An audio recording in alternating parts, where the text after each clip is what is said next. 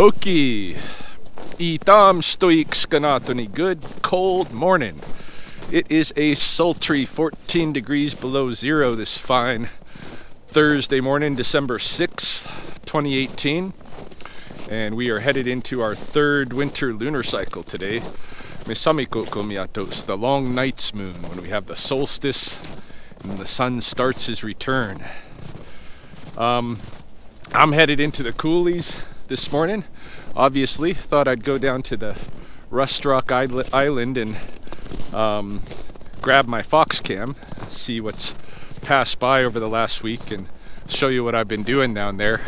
I know I've been shirking my YouTube responsibilities somewhat. I think maybe I just needed a little vacation. But today I'm gonna give you guys a weekly update, what's going on in the life of Rye, and hopefully be a little bit more productive going into this next moon. Well, we might as well start off right here. This is about the third walk that I've taken in the coulees this week. I'm prepping for the Christmas bird count, which is coming up here. And so I'm out kind of scouting for birds that are harder to find. Trying to make sure that I'll be able to find as many of the species as I can. I think it's the 16th or the 18th, something like that. But I'm also seeing lots of other wildlife. So here we have some mule deer, and look at him sniffing the air. This guy's got a little herd of honeys with him. The rut is coming to a close, but there's still a bit of crotch sniffing going on with these guys.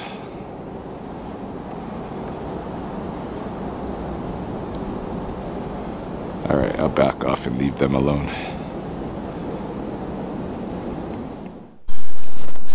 Yeah, every year I participate in the bird count here in Lethbridge, and for a few years I ran a bird count on the Blood Reserve. I'm trying to adopt that one out to the kind of Ecological Protection Agency. So I don't know if there's going to be one on the Blood Reserve or not this year. While it's shifting hands, we're kind of coming into the into the time when it's going to be too late to schedule one, you know. I think you get something like 10 days before and after Christmas to schedule your count date. But yeah, it's in if you don't know about the Christmas bird count, it goes on all over North America and pretty much every city. You can get involved with it, and you just go out for the full day. You'll be assigned part of an area, a part of the landscape of wherever you live, to go out and look for every species of bird that you can find and count their numbers. And if you can, get like male, female, and all that jazz, you know, whether they're mature, immature, etc.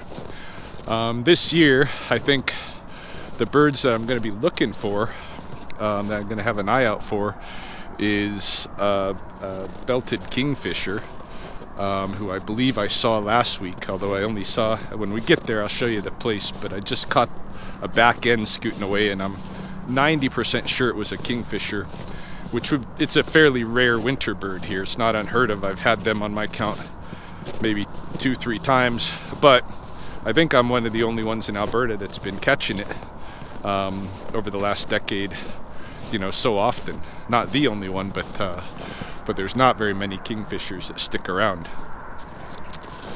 And I think the ones that do, well, the theory is anyway, the ones that do are doing it so that they can keep hold of their little territory.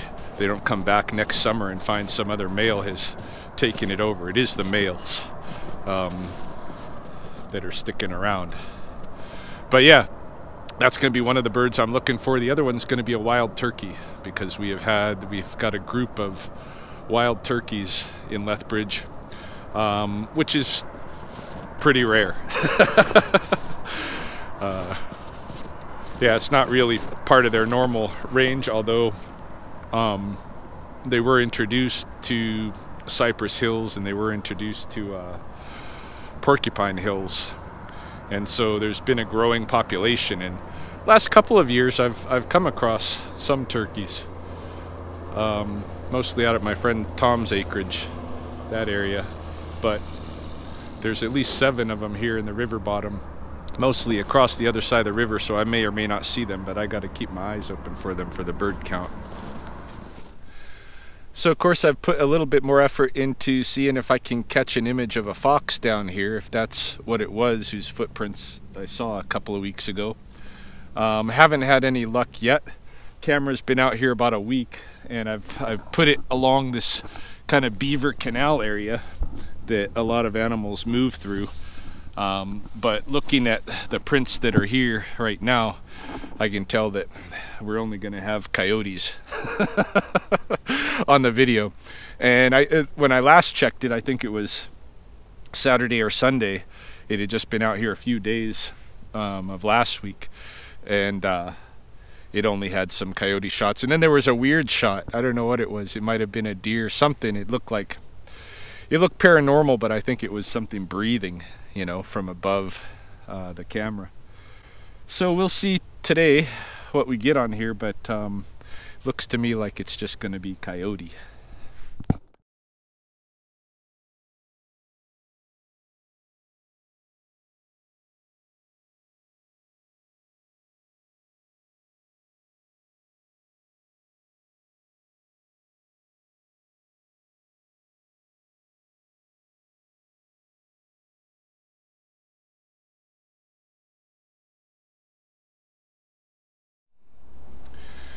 With so many coyotes patrolling this area, it's hard to imagine that a fox is going to be able to survive out here. More likely what I saw there that couple of weeks ago were the paw prints of a younger coyote. That's what I'm thinking now.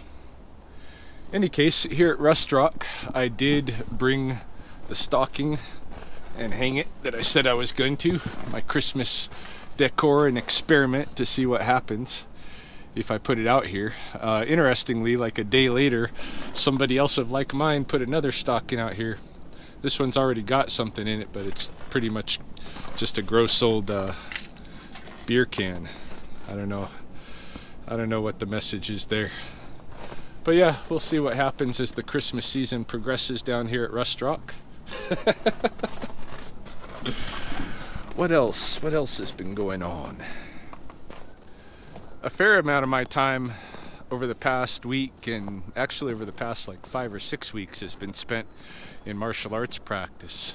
My new student slash training partner Chelsea has been consistently coming to my house for about 2 hours at a time, almost daily, to do some training. Either like we'll do some physical conditioning or some stand-up training, punches, kicks, or some jiu-jitsu.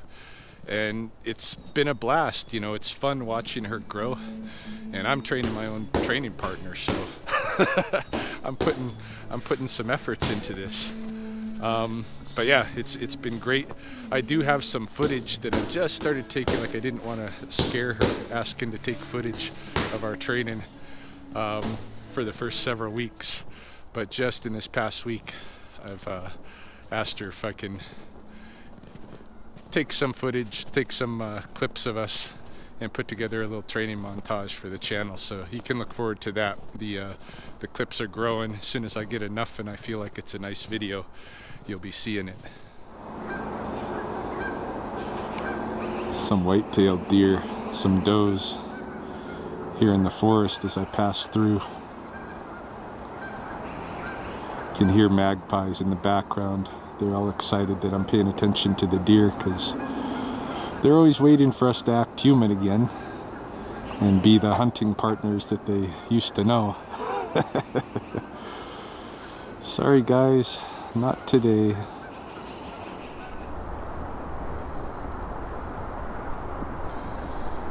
Yeah, I just stirred up another couple of whitetails.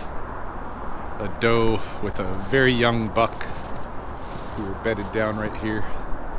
And I don't think she's happy that I woke them up.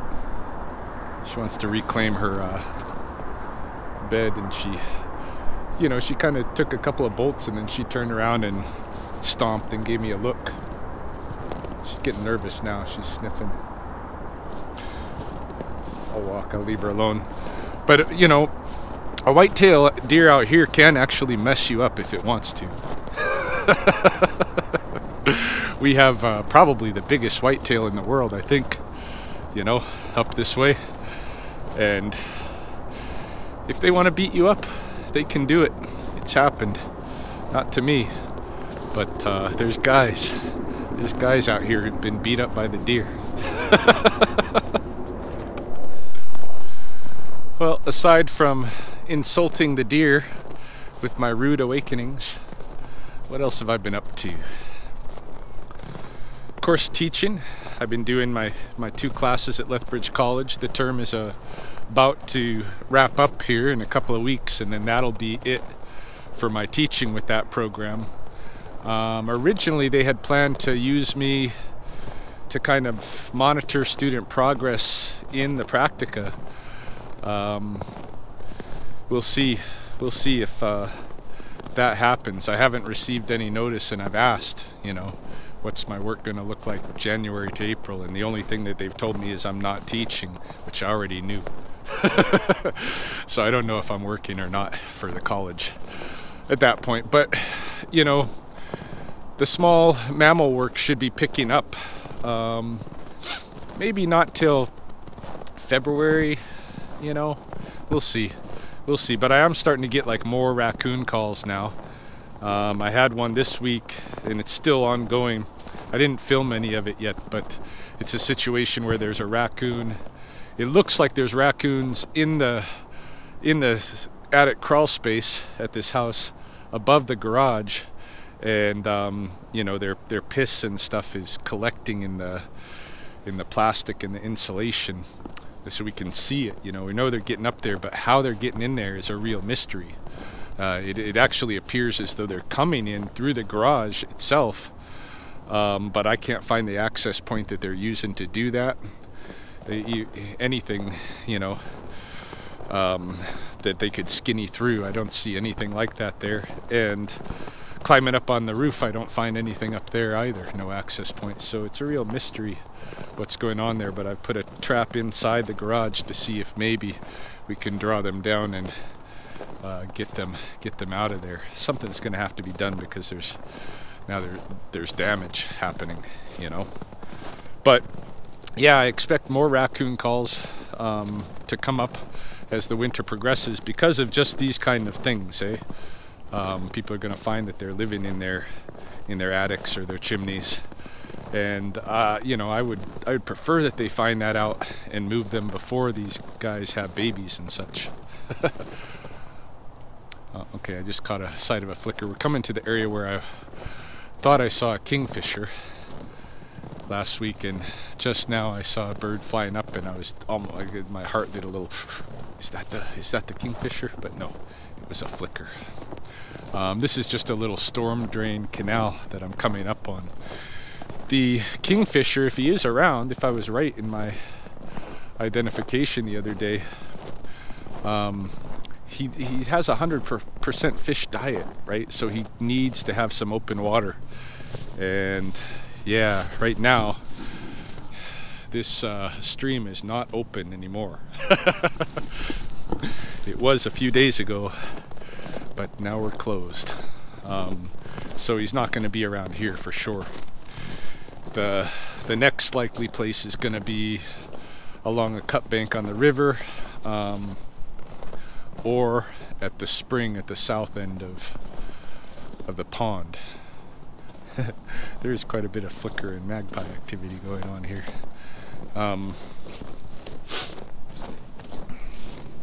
What else? Some of you are probably wondering about the status of Charlie and the other couple of rescue animals that I have at the house. Charlie's doing good. I put him into brumation mode.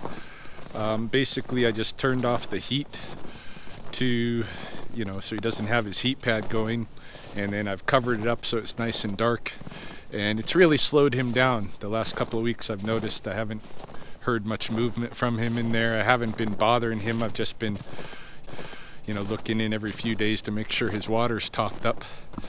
And he does seem to be getting that coloration to his skin. You know, it's getting dull, like it's gonna shed eventually, and when that happens, that's when we'll try feeding him again. That should be the end of his brumation, but right now we're still into it very much. As well, the salamander, the little tiger salamander that I pulled out of that sprinkler system in Riverstone at the beginning of winter, who was already in brumation there. He's just been in brumating in the enclosure that I've got him in there next to Charlie. And then there's the crow that got dog attacked. He's doing well. He can fly and everything now. All that's working good. He does seem to be having a little problem with his left foot. He's got his left foot is a little swollen, and it's been that way a long time now. It's not quite as, it doesn't have full function, but he can stand on it. He just can't really grip with it well. But I think, you know, as soon as the crows return at the end of winter, I'll bring that bird back to where I originally picked him up on the north side, that neighborhood there, and reintroduce him. So all's well with those rescue birds. The podcast that I'm going to be participating in, I'm probably going to do a little shot for it right now while I'm down here in a nice scenic area. But that should be starting the first week of January. I'll keep you updated on that. This is a podcast, kind of a political podcast, I guess, that I'll be doing with my friend Jordan Murray. He's producing it, and I think he's basically getting some people with very diverse backgrounds together, 5 hosts, to do a Monday to Friday show. Everybody will have their one day, and then on Saturday he'll link hosts together that need to kind of talk out their differences of opinions about things, or have a little friendly debate. So it should be an interesting project. Is there anything else? Yeah, so it turns out I couldn't think of anything else, and that's okay because my cameras ended up freezing anyway. They gave out on me. Too cold. So that's a wrap.